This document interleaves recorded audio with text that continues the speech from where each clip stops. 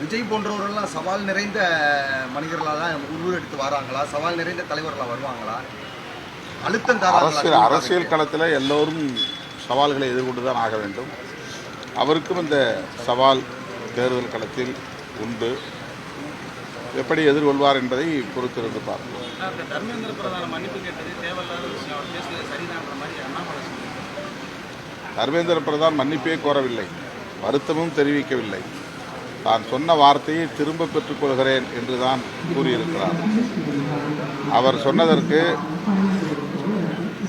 உள்ளபடியே அவர் அதே மக்களவையில் வருத்தம் தெரிவித்திருக்க வேண்டும்.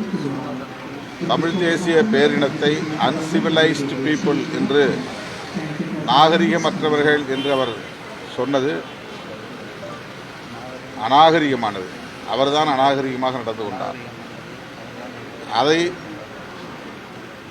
வரவேற்கக்கூடிய வகையிலே தமிழ்நாட்டில் உள்ள பிஜேபி தலைவர்கள் பேசுவது மேலும் அவர்களின் அநாகரிகத்தை உறுதிப்படுத்துகிறது.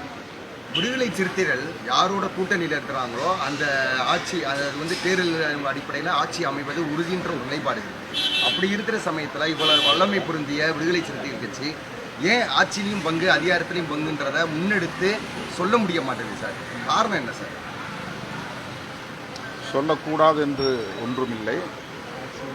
சொல்ல வேண்டிய நேரத்தில் சொல்லுவோம். அதற்கான சூழல், அகச்சூழல் புறச்சூழல் எல்லாம் கணிய வேண்டும். எங்களை பொறுத்தவரையில் கட்சி நலன் என்பதையும் தாண்டி நாட்டு நலன், மக்கள் நலன் என்பதையும் கருத்தில் கொண்டு முடிவெடுப்போம். அப்படித்தான் கடந்த காலங்களிலும் முடிவெடுத்து வருகிறோம். எங்கள் கட்சியை மக்கள் முழுமையாக ஏற்கும் காலம் வரும்.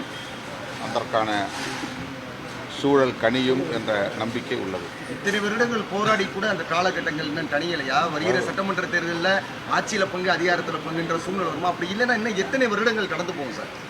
ஆட்சியில் பங்கு அதிகாரம் பங்கு எத்தனை வருடம் தான் கடந்து போகும்? அதெல்லாம் நம்ம ஒரு கால கணிப்பை இப்போ கணக்கிட்டு சொல்ல முடியாது.